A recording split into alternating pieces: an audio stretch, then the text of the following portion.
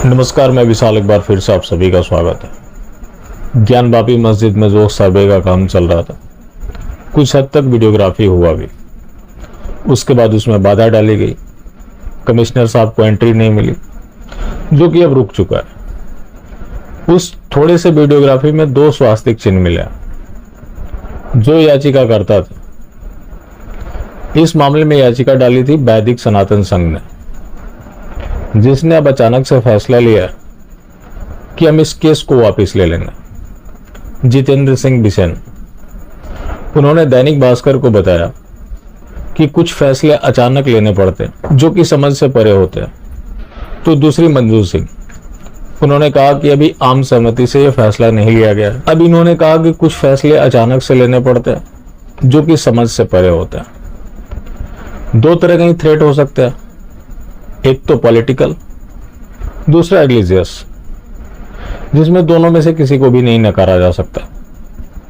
जो वहां पे नंगा नाच हुआ, आपको पता है पहले ओवैसी की एंट्री हो चुकी थी। ओवैसी का प्रतिक्रिया आया कि कोर्ट इस तरह के निर्णय लेकर मुस्लिमों के खिलाफ हिंसा का रास्ता खोल रहा है। उसके बाद कमिश्नर साहब का रोका जाना, और यूपी जहां कानून व्यवस्था इतनी जबरदस्त है, बाकी राज्य की तुलना में तो अच्छा ही है, वहां कमिश्नर को ना जाने देना, जिसको लेकर भी याचिका डली हुई है कि इनको बदला जाए क्योंकि ये पक्षपातपूर्ण रवैया अपना रहा है। अब जो ये मामला है, पॉलिटिकल भी हो सकता है, रिलीजियस भी हो सकता है। अब पॉलिटिकल इसलिए भी हो सकता है कि जब काशी विश्वनाथ कॉरिडोर बना, आपको पता है किस तरह से मंदिरों को तोड़ा गया, लेकिन वही जो ज्ञानवापी है उसको और मजबूत कर दिया गया। जो लोग पहले कभी नारा दिया करते थे कि ये तो अभी झांकी है, मतलब अयोध्या, काशी मथुरा बाकी है, अब पहले वाली जोश आप सुनते हैं कभी? किसी किसी का वक्तव्य बेशक आ जाता होगा, लेकिन पहले जो इनके अंदर जुनून था, क्या वो आप देखते हैं? ऐसा नहीं है। तो जिस तरह से बनारस में नंगा नाच हुआ, इसके पीछे पॉलिटिकल एंगल को भी नहीं नकारा जा सकता। जाहिर सी बात है कि जो वहां के मेंबर ऑफ पार्लियामेंट है, विदेशों में जाकर मूर्तियों का अपमान कर रहे हैं, मजाक उड़ा रहे हैं। तो दूसरा है रिलीजियस तो होता ही है। वो तो अगर आप उनके खिलाफ एक पोस्ट भी लिख रहे हैं तो भी आप उनके निशाने पर है। किशन भरवाड़ का मामला आपको याद है, हर्षा का मामला आपको याद है। उन लोगों की हत्या सिर्फ फेसबुक पोस्ट की वजह से हुई, तो बाकी अन्य मामलों को छोड़ ही दीजिए। दूसरा मामला आगरा का, ताजमहल के अंदर 20 दरवाजे हमेशा के लिए बंद होते हैं। इसको लेकर याचिका लगाई है डॉक्टर रजनीश सिंह ने। जब उन्होंने 2020 में आरटीआई डाली तो संस्कृति मंत्रालय ने कहा कि इसे सुरक्षा कारणों से बंद किया गया, जबकि हिंदुओं का मानना है कि उसमें मूर्तियां रखी हुई है और उसमें सनातन के ग्रंथ है, जिसे अब तक खोला नहीं गया। अब इसमें सुरक्षा का क्या वजह हो सकता है? दरवाजे बंद है तो ऐसा तो है नहीं कि वो कोई बॉर्डर एरिया हो या कुछ ऐसी बात हो। जाहिर सी बात है कि कुछ ऐसे गहरे राज हैं जिसे प्रयास किया जा रहा है कि दबाया जाए, जो कि प्रयास हमेशा से जारी रहा। तो अब उसको लेकर इलाहाबाद हाईकोर्ट में याचिका डल गई है कि एएसआई खुलवाए और उसमें क्या क्या रखा गया उसको सार्वजनिक किया जाए। बीजेपी के नेता विनय कटियार पहले भी दावा कर चुके हैं कि ये तेजो महालय था, तो इसको लेकर तो पहले से जो विवाद रहा है वो रहा ही है।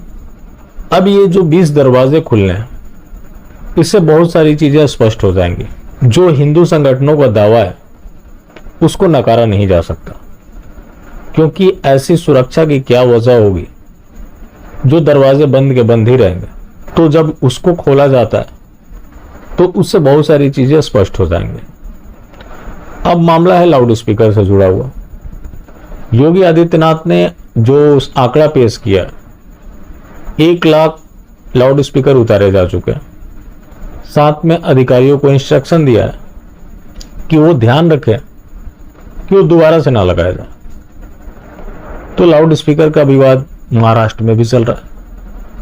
राज ठाकरे ने पुलिस को चेताया है कि अगर वो लाउड स्पीकर नहीं उतरवाते तो अब हनुमान चालीसा पुलिस स्टेशन के सामने होगा।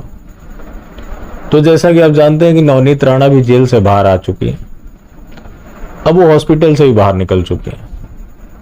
उन्होंने उद्धव ठाकरे को खुली चुनौती दी है कि जहां से उद्धव ठाकरे चुनाव लड़ेंगे वहां से मैं चुनाव लड़ूंगी, बीएमसी में भी उनके खिलाफ चुनाव प्रचार करूंगी। हनुमान चालीसा के लिए 14 दिन क्या 14 साल भी जेल रहना पड़े तब भी पीछे नहीं हटूंगी। अब राणा दंपति दिल्ली आ रहे हैं, जो दिल्ली पहुंचकर गृह मंत्री से मिलेंगे और लोकसभा अध्यक्ष से भी मिलेंगे और जो उनके साथ हुआ है उसकी वो जानकारी देंगे। हालांकि उन्हें अभी अगली सुनवाई का इंतजार है, क्योंकि अभी वो लोग जमानत पर हैं। बाकी जो उद्धव ठाकरे का रुख है वो सबके सामने है। इस घटना ने एक चीज तो तय कर दिया कि उद्धव ठाकरे के लिए जो लोगों के बीच में थोड़ा बहुत भी हिंदू प्रेम रहा होगा वो अब पूरी तरह से खत्म हो जाएगा। बाकी जिस वोट के लिए वो फाइट कर रहे हैं उसके लिए पहले से एनसीपी कांग्रेस है, जहां ज्यादा संख्या है वहां पे एआईएमआईएम है। उस समय तो उद्धव ठाकरे को अपने पाले में लेना था, तो 5 साल के लिए इन्हें मुख्यमंत्री बना दिया गया। अगले चुनाव में ऐसा होगा इसकी कोई गारंटी नहीं है, लेकिन एक चीज इससे इतना जरूर हो गया है कि जो इनका कोर वोटर था वो इनसे पूरी तरह से छिटक गया है। जाहिर सी बात है कि आप अपनी कार्यकर्ताओं को अनदेखा करके लंबे समय तक राजनीति नहीं कर सकते।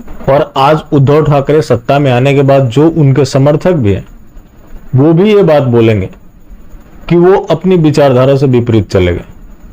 तो जब कोई अपनी विचारधारा से विपरीत चले जाए तो उसको परिणाम भी विपरीत ही मिलते हैं।